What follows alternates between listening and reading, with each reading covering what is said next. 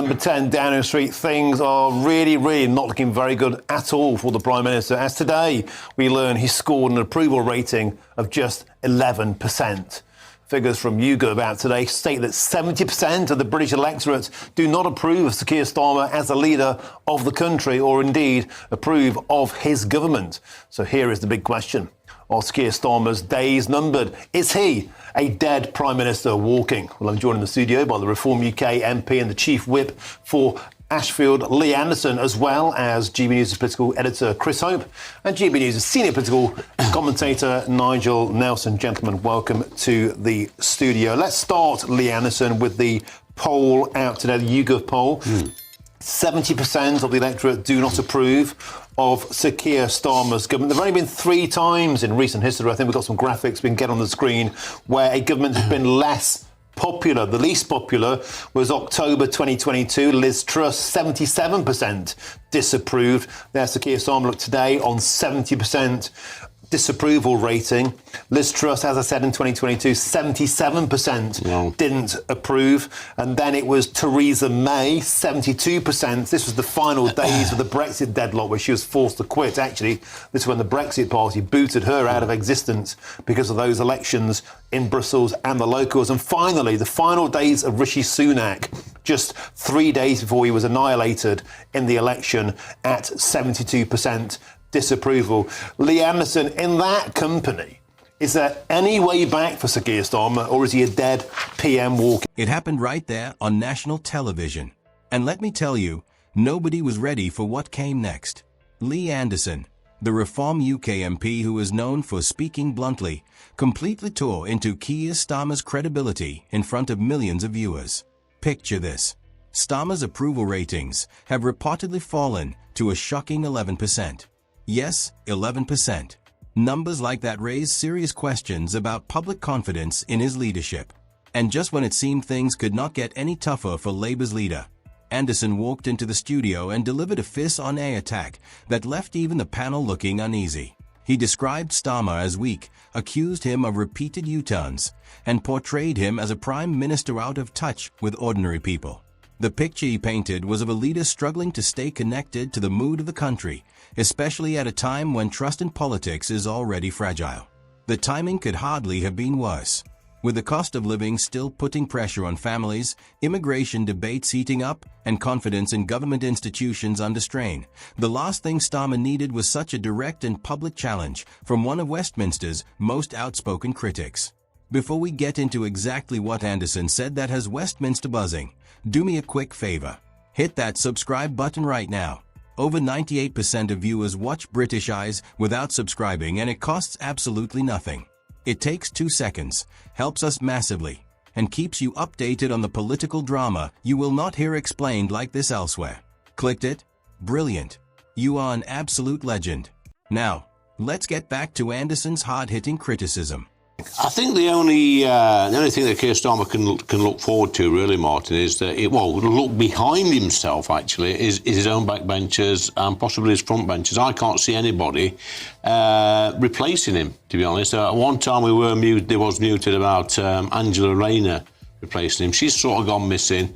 West Streeting is sort of slithering about in the background. He could be ready to launch the old dagger in the back. But now I'm surprised. He said he had a popularity rating of 11%. I'm surprised it's as high as that at the moment, Martin, because everywhere you go in this country, as a politician, people talk to me wherever I go, and this man is despised. I think he's the most despised Prime Minister in history. I think he's cowardly.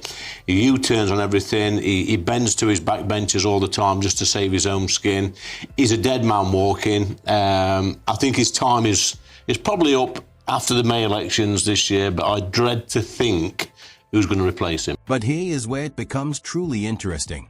And this is the part Starmer's team likely hoped would not gain too much attention.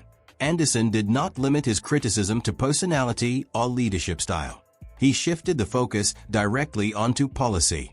The discussion moved toward one of the most disturbing criminal cases Britain has faced in recent years. But isn't the point that Nigel Farage and yourself would no doubt like Sir Keir Starmer to stick around? Because at the moment, I mean, Oh, yeah. Isn't he helping? Yeah, well, he is. He's the best campaign manager we could possibly hope for. Is Keir. Look, he's awful. He's not a leader. I mean, Kemi has said it before, to be fair to her. He's not a leader. He's a lawyer.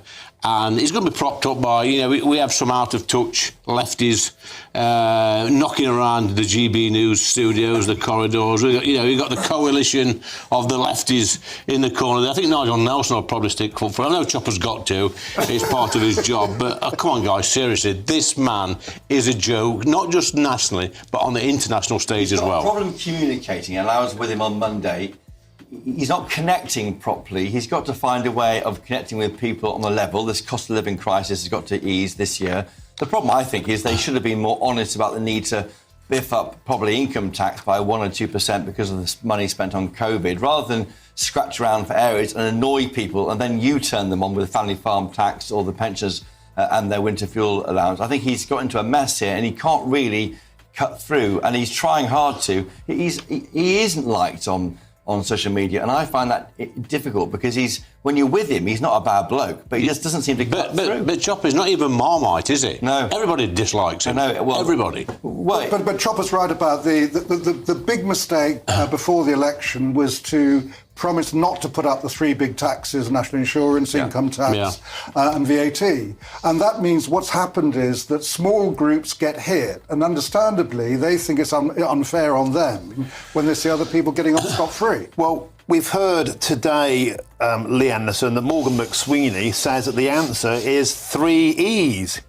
We can get back with 3 E's, and that is the fight of his life requires empathy, emotion and evidence. If Sir Keir Starmer can come up with those things, then all will be safe. 3 E's. I think Morgan McSweeney's been taking some E's, mate, with that sort of comment. I mean, it's absolutely ludicrous. Nobody believes Morgan McSweeney, and they don't believe Keir Starmer. It's absolute nonsense. That report was denied by Number 10, Martin. It was on the front page of today's Independent. And it's denied by Number 10, just so we know. Some of our reporting here, they say that wasn't what was said by Morgan McSweeney, but Morgan McSweeney is this chief of staff trying to take the fight to reform UK. I mean, there are more MPs called Josh than there are in your party in the House of Commons.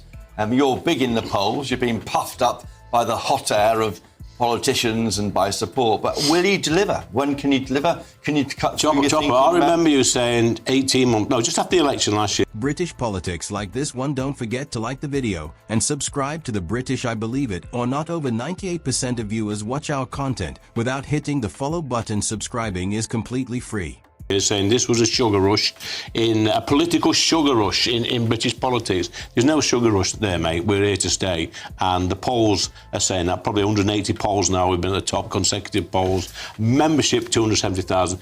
Excellent candidate announced today for the London mayoral election, Layla Cunningham. She's going to give Mayor Khan... Well, I think she'll boot him out of London. So it's all good at the moment, but we're not complacent. We're working hard. We're getting the money in. We are campaigning. And the campaign for the local elections starts today.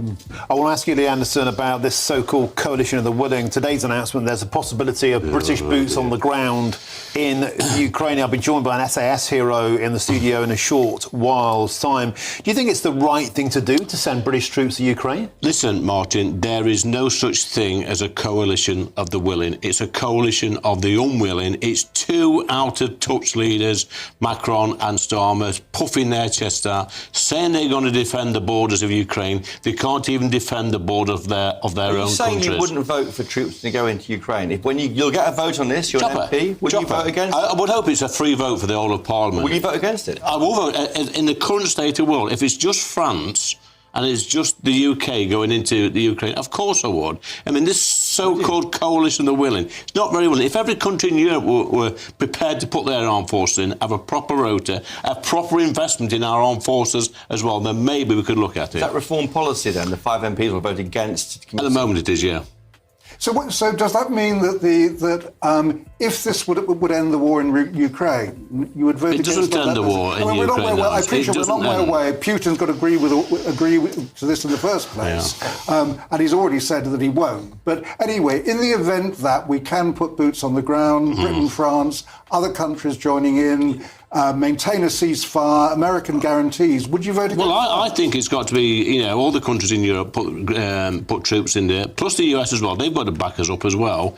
Otherwise, Nigel, I can't see me voting for something that puts young British men and young British women in harm's way. And just remember, if it does kick off a little bit there, and somebody is armed, a Russian soldier killed or something like that, that could escalate. And I'm not prepared to put my name to that. And what brings you round is more commitments on security from America and more allies in Europe fighting with UK and French troops. Well, that could happen. That could happen. That's a possibility, Choppy. Europe, it's got to be a proper, a coalition of the women. At the moment, it's just two countries. You could be in charge in 2029. It's just Your two government could be countries. in charge. I wouldn't vote for anything that sent just two countries into Ukraine to defend their borders against Russia. Is nonsense.